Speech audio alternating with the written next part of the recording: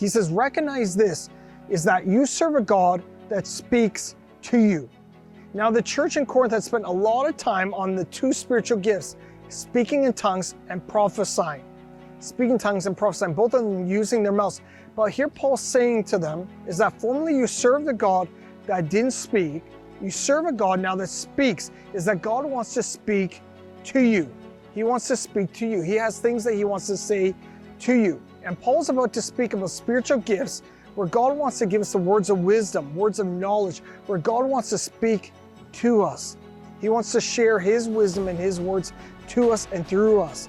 And so he says to the church here is that formerly you worship idols, couldn't speak to you. Now you're serving God that speaks. And so we need to learn how to listen.